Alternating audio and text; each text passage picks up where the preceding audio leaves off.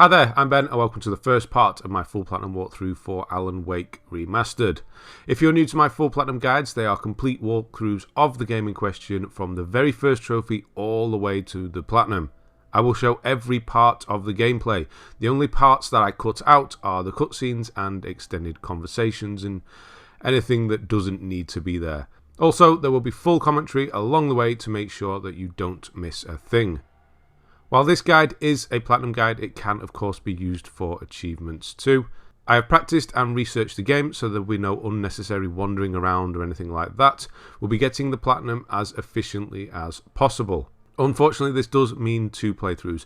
Nightmare mode does not unlock until you've completed the game once, and we need to complete that along with collecting all of the Nightmare mode related collectibles. There are a lot of collectibles in this game, almost 300. There are various different types: coffee thermoses, manuscripts, TV shows, radio shows, signs, supply chests, tin cans, and Nightmare mode manuscripts. We'll be getting all of them apart from the Nightmare mode manuscripts during our first easy playthrough. Now it's up to you if you want to do easy or normal first. I did normal on my practice run and it was more than doable. It just makes some of the situational trophies a bit trickier. The upside, of course, is that Nightmare mode won't seem like such a jump in difficulty afterwards.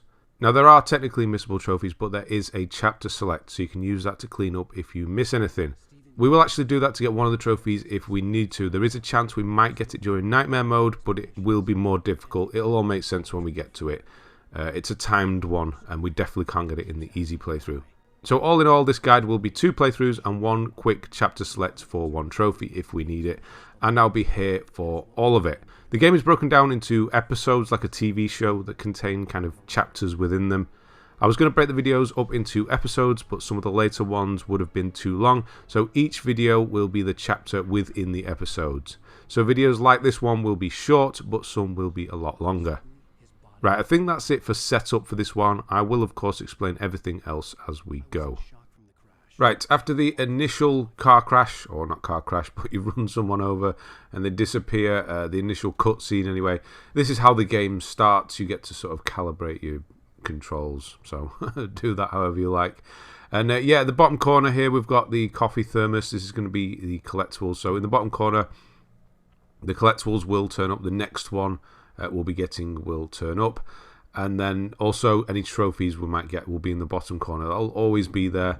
It always is on my videos. So yeah, I've tried. The only thing that's obscured with that is the text on the bottom, the subtitles, but you should be okay with everything else. So at the very start, the first one, if you run towards this bridge after that little clip there where it shows you the light, run over here and pick up the coffee thermos.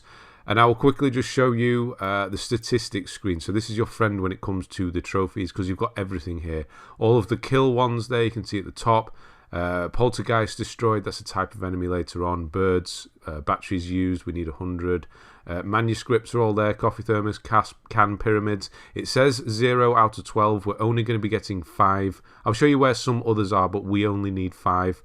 Chests are there as well. Radio shows, TV shows, signs, and don't worry about the bottom 3: alarm clocks and the cardboard standees and video games. They are DLC. We'll be doing that later on. That is another thing as well. I will cover the DLC, but it'll be separate from this. It is separate. It's in the menu, in the main menu. It's completely separate.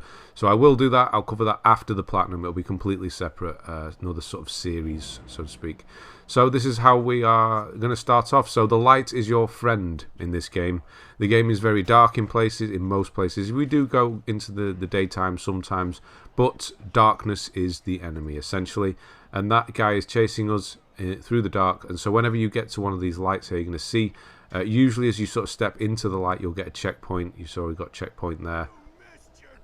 And that's how it kind of works. The checkpoint system is very good.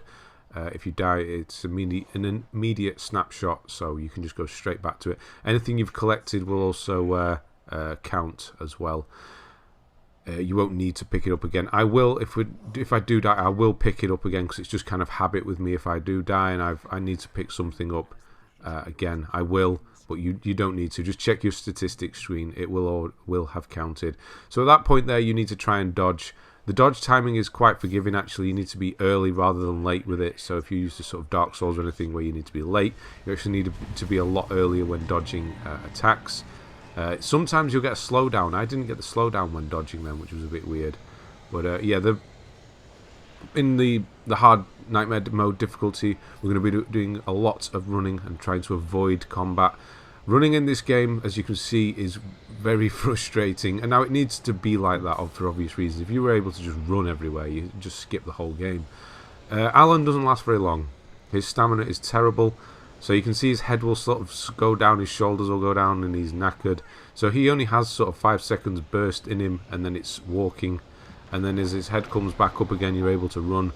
So it can seem frustrating, but it has to be like that, unfortunately. So you're going to run into this building, we're going to have a cutscene, I'm going to skip that obviously. This first episode, most of the first episode is actually a tutorial. This video, this first chapter within the episode. I say it like that because when you go to chapter select, you'll see the actual names broken down within the episodes. This one's called Writer's Dream. The next one will be Welcome to Bright Falls, and then there's another one after that within episode 1. And then episode 1 kind of finishes, you get almost like a credit screen, and then you move into episode 2. So I will break up in between the sort of chapters. There are cutscenes, so I'll stop it there and sort of move on afterwards, and I'll obviously let you know because the video will end. So at this point here, you just need to kind of stay in this house, and we're taking damage. That's the whole point of this. It's going to show you how the healing system works. The next thing we are getting, by the way, is the trophy Follow the Light. Don't worry, you're not going to miss it. It's story related. I've just put that down there just to remind you, make you aware that's what's coming up anyway. So here's a little bit. It's all very confusing, this game, so you need to stand in the light here with regards to what's actually going on. So whenever you see light, you see the light there, healed me. You do heal without light, but it's very slow.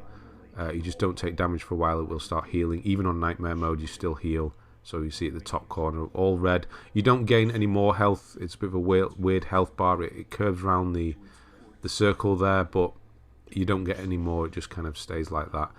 And this light appears very rarely. It's kind of a guiding light, and it's kind of explaining things at the moment.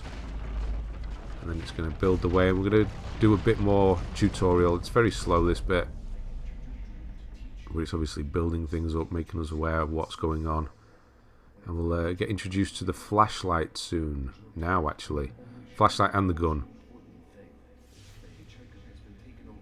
So we're going to get another enemy here. The enemies have the way to think about them is that they have a shield. So when you first see an enemy, it will have a dark aura around it. You can see there, a shadow aura, whatever you want to call it. You need to break that with a flashlight. So you're going to get your flashlight here.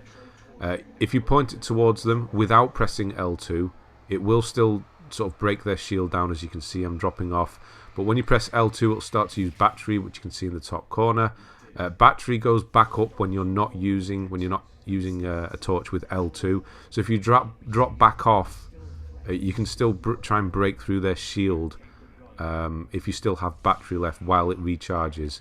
It's something you'll kind of get used to and balance. And then we pick up the gun and you shoot them very quickly. It's quite easy. Obviously, you aim using L2, which will use battery up as you do it. You can shoot from the hip. It does work if you want to drop off and not use your torch, because it is kind of how you would do it normally, isn't it? You'd do L2 to aim and R2 to shoot, so it's kind of a habit.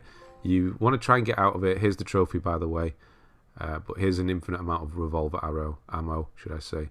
And then we're going to do tin cans. This is quick here. This is tin can number 1. I will show you more. I've put 5. There are more. There's 12. We're not going to be getting them all because one of them's in a section where we won't be able to use the gun, so we can't get them all. That's for a trophy later on. So I'm going to break him down. See, I'm not aiming. It's kind of good to get used to not aiming right away. So if you don't have to burn through your battery, don't. Just kind of aim through. And then when you need to, bring up the light using L2. And it sort of stuns them for a quick second and lets them back off. So you can see there. I wasn't straight away doing the light. Let him come towards me, let it recharge a bit. And then when he charges me, then I would bring the light up and stun him, push him back, and then fire. Its battery management is something you'll need to get used to. Now, you can pick batteries up. You can see I have 2. You do swap them pressing triangle. We do need to do that quite a lot for a trophy. We need to do it 100 times. So we will do that. Don't drop down there. We're going to just quickly go down here and get Thermos number 2. Now, it's not going to come up on screen that you've picked it up. It did with the first one. Weirdly, it doesn't with any others, just the first one. So that's Thermos number 2. And then we can drop down here. More enemies are going to turn up. We just picked up the flare gun. This is something you would usually want to keep for emergencies. So we're not going to use the flare gun too often. But you'll get a slowdown shot. If you get the perfect sort of shot on an enemy like that, you'll get a slowdown, and it does a massive explosion and takes enemies out around it. Now, when you use a flare gun, you don't need to break their shield first. It will do it all in one go. So don't worry about that. Another guy here. This is the last one. Quickly shoot him down. Now, this is the end of the episode, so I'm going to be out of here in a moment. But yeah, it's just very linear, this part. You can't sort of go wrong. Just get used to balancing the flashlight and things like that. And reloading as well. If you tap square when you reload, it reloads faster. That's something that will definitely come in handy later on. Now, dodge round here. So the barrels sort of give you a clue where the cars are going to drop. So just sort of go round. And then at the end, he's knackered again. This will happen a lot, and it will start to frustrate you, but unfortunately it's the way it is. At the end here, you can see the Thermos on the bench on the right there. That is the final collectible of this chapter, so that is A Writer's Dream done. We're going to run through the house door here. The next chapter will start after the cutscene. Immediately you'll be on a boat, so that'll be the start of the next video. So thanks very much for watching, and I'll see you on the next one.